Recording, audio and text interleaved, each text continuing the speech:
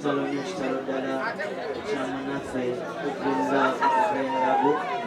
amalirize w'amagazi Kawojjolo eyali asazeewo munnange muwe ensigo yange asobole okusigala nga mulamu naye essaawa zino tunyoleddwa nnyo mawulire si malungi bannayuganda mwenna mwali mulowooza ebigambo babinkase bukasi nti oba nina ekirwadde ekimu ku mutwe ali esazeewo munnange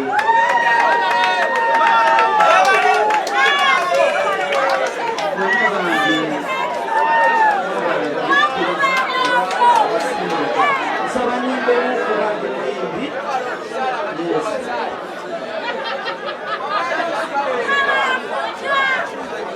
naye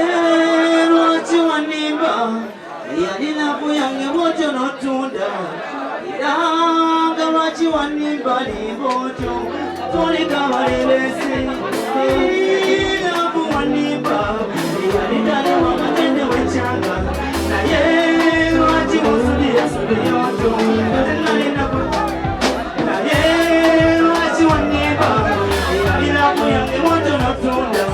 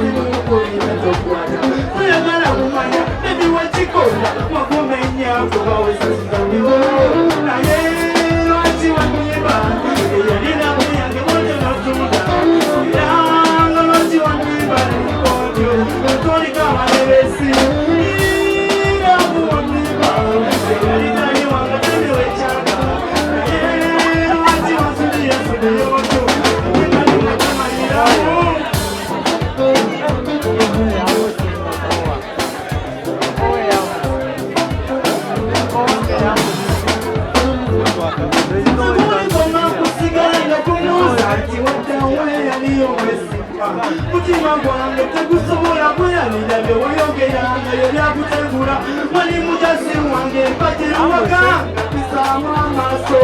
oyambalira alayiranga tewaliyitafanganga tompulisa naye katimamanyaka inabukaloniga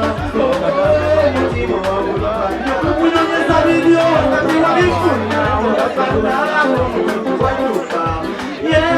lwaki wanaiba mutange kakirenge kigende kirenge kigende sikina kwekira kakirenge kigende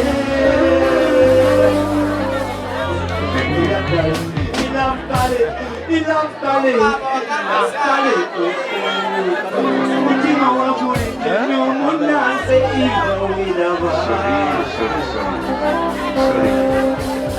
Sorry. Naye sirikakasa ensigo yo ensigo nkyagirina naye kisinga okuba kibi omwana gwe bayita Madubala yavuddeyo n'aŋŋamba nze ke nali ŋŋenda okuwa eva ensigo kati nze nzirako era mpadde ennaku 2 so nange ndi mweraliikirivu abanyenze magazine Kawojjolo olugendo lw'okufa bannange si lwangu.